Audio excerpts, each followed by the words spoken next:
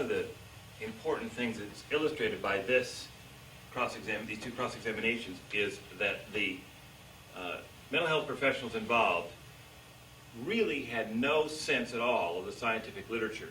Now, those days, the days of getting a freebie with respect to that, are gone. Now, the Frye test for general acceptance and the basically silly results that Frye has gotten us to lately those days are numbered, because almost every state, at least 26 now, including this one, have moved towards a Daubert standard.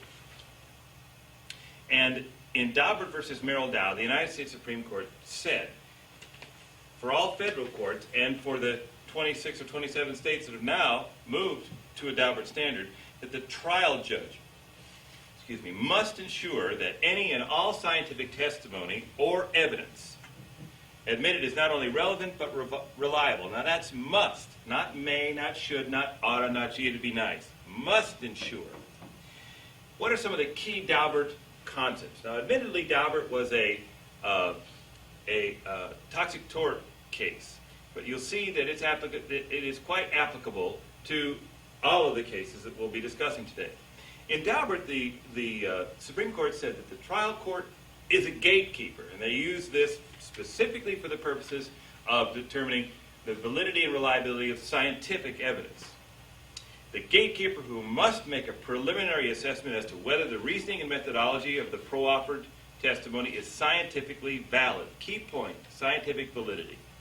The trial court must ensure that the pro-offered testimony is relevant and reliable with a focus solely on principles and methodology. That's a gigantically important sentence in that it brings in reliability, principles, and methodology. The Daubert court said that evidentiary admissibility shall, not oughta, not it'd be nice, not gee, we think this is a good guideline for you, shall be based upon reliability determined by the degree of scientific validity. Scientific methodology, said the court, means generating hypotheses and testing them to see if they can be falsified. In other words, has the technique that the expert or the opinion that grows out of the technique that the expert wants to testify about, has it been tested? That's a key question, said the Daubert court. Scientific knowledge is that which is derived from the empiricism of the scientific method. More key concepts here. Scientific method, empiricism, validity, reliability. Experts, said the Supreme Court, must be grounded in the methods and procedures of science. Experts must know and base their opinions reliably on the datum of their discipline. Now, this is a concept that attorneys can grasp fairly easily. All of us that took the bar in this state had to pass the multi-state portion of the bar, that terrible 200-question multiple choice exam on core areas of law: constitutional law, torts, contracts, real property, and the same is true for mental health professionals. They have to know the datum of their discipline. Psychologists in this state and in most others must pass a national licensing examination, which is also 200-point multiple choice test, which covers the datum of their discipline. Psychiatrists have board exams they must pass as well, so do social workers and many other mental health professionals. So we begin to see that the new preconditions for admissibility on scientific evidence are reasoning, empiricism, methodology, hypothesis testing, error rates, validity, reliability, scientific knowledge, and the datum of your discipline. It's important to remember that these are admissibility criteria that gatekeepers must know and understand. And it's your job to help the gatekeeper know and understand these. Well, the next question we have to ask ourselves is psychology science? Are the mental health disciplines science? And why should we care? They are absolutely science, and we should care because the next important case that came about in what's called the scientific trilogy, that is Daubert, Kumho-Tyre, and Joyner versus General Electric, was Kumho-Tyre. And in Kumho-Tyre, the court required that Daubert applies to all expert testimony. Now, many of the commentators and evidence say that Kumho was the tombstone for junk science in the courtroom. Some key Kumho-Tyre concepts.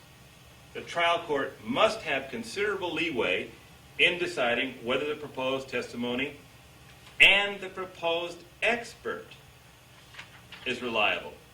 The trial court must determine both the validity of the expert's qualifications and the reliability of the proposed testimony. So you can see there's 4 criteria right in those 2 sentences. The experts must demonstrate a valid connection to the pertinent facts as a precondition to admissibility.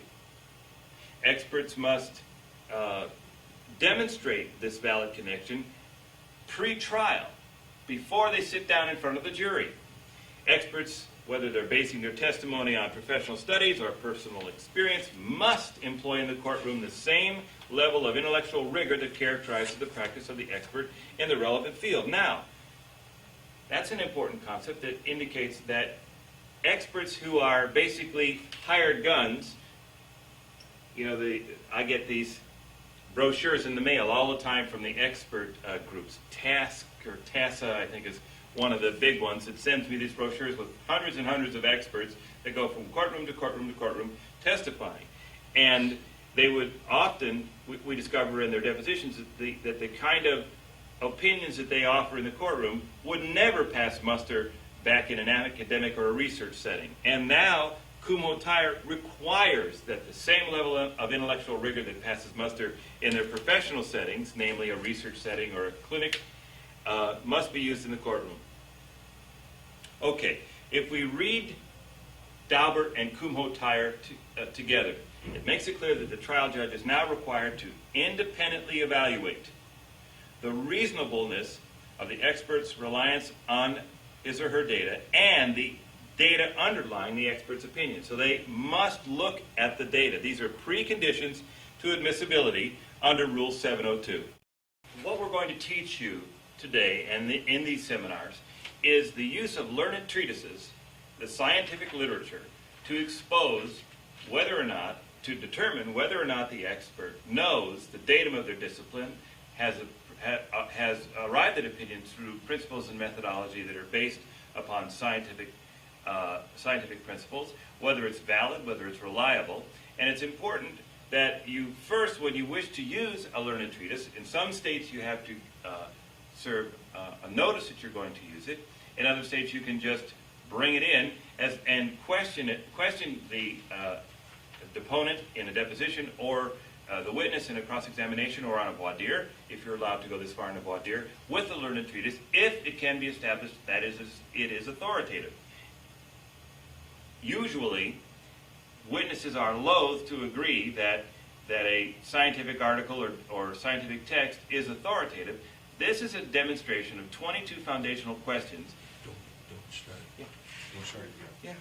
22 foundational questions that are designed to help you lay a foundation to use peer-reviewed literature. Now, we already remember from our discussion of Daubert and Kumho Tyer that basis in scientific reliability and validity, principles and methodology of science, hypothesis testing, empiricism, are admissibility criterion. So you're going to use those admissibility criterion to keep these people out of the courtroom. And you're going to do this by hopefully doing a pre-trial discovery where you can take the deposition and use foundational questions such as these, and then the scientific literature in the specific issue that you are examining. For example, Dr. Campbell is asked by law firms all over the United States, Canada, and Europe to consult with the litigation team, be it defense litigation team or plaintiff's litigation team.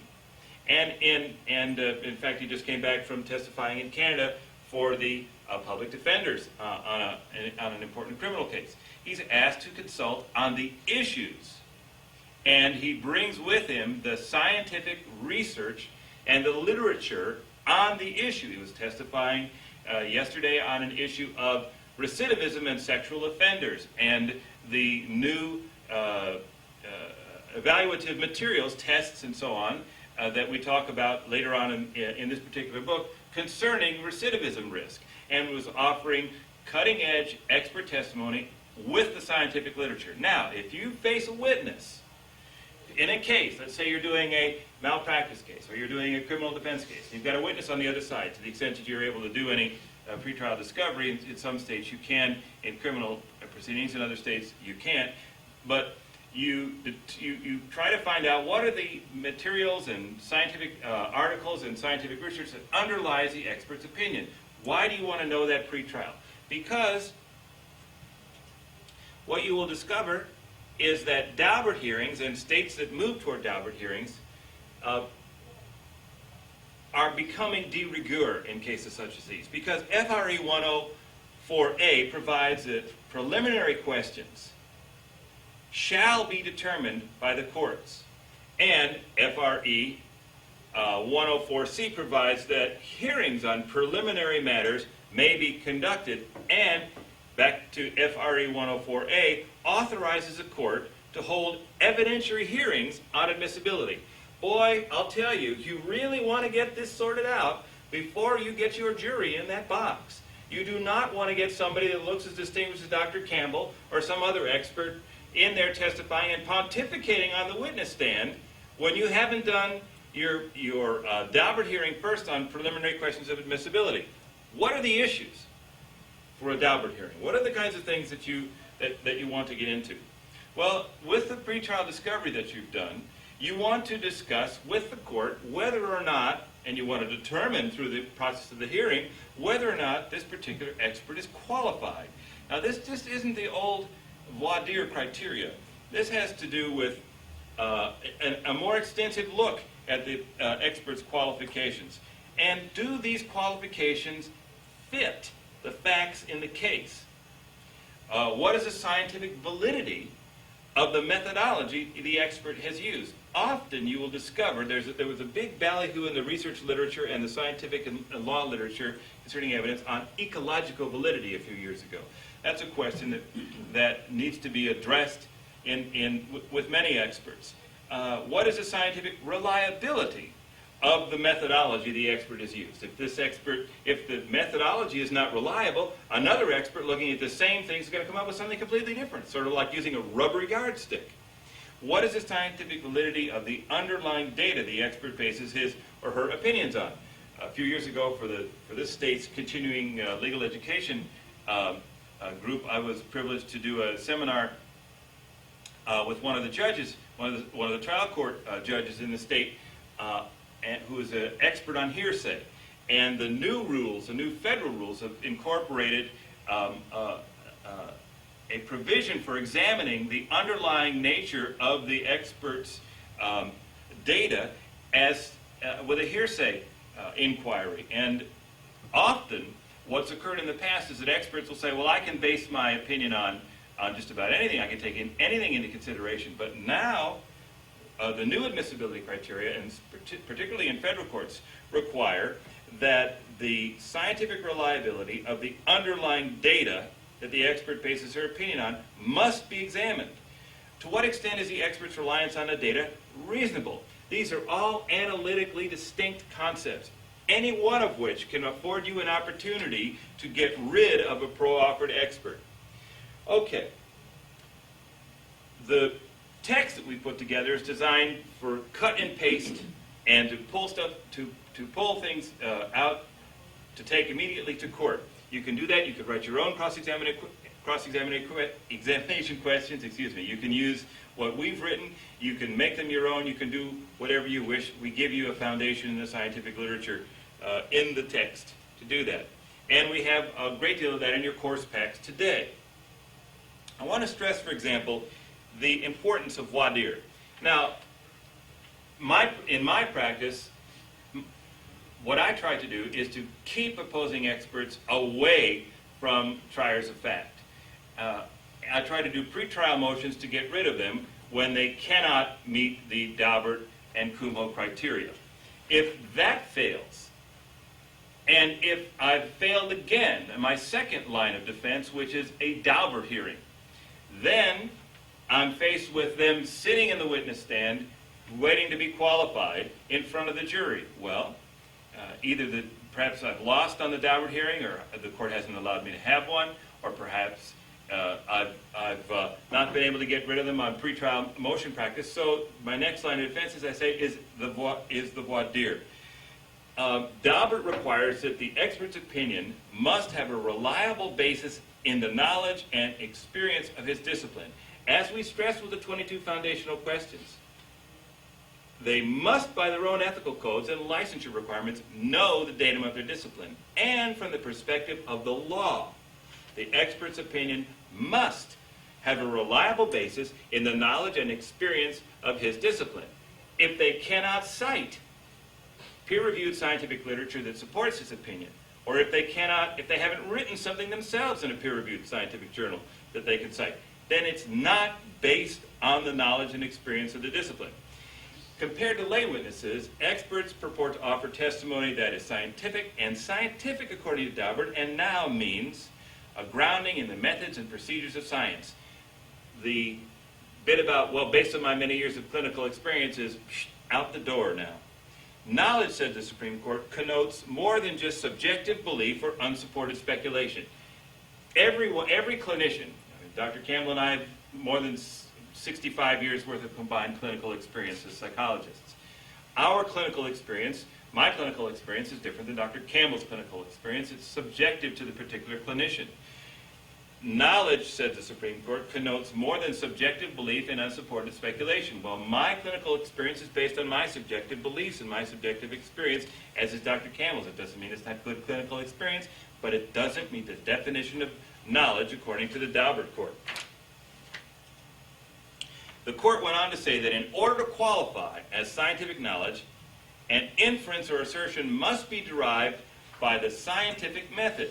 The scientific method requires testing, good grounds. The court went on to say proposed testimony must be supported by appropriate validation, i.e. good grounds based on what is known.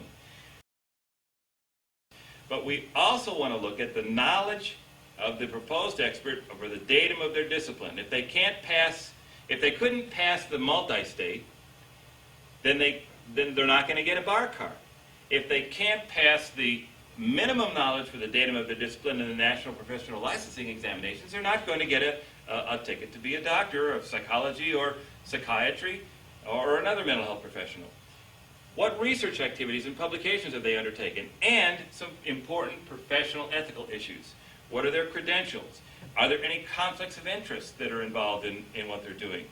Are they employed beyond their competency in this particular case? Have they been under any improper attorney influence? I mean, how many times, if you really work at it, can you discover that an expert has rewritten their opinion a couple of times based on what the attorney said that she wanted? Is there a contingent fee involved? Believe it or not, although most states argue very vehemently against this, some states look the other way with respect to contingent fees and experts. Have they created their conclusions before research? I litigated against a major university and discovered that the litigation several years ago was an 8-part series in the national newspaper.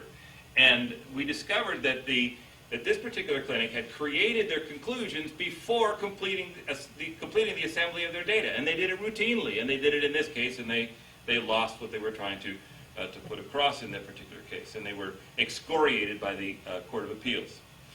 The experts will often not engage in a proper investigation, or we're not doing any investigation at all. They'll say, I'm an evaluator, not an investigator.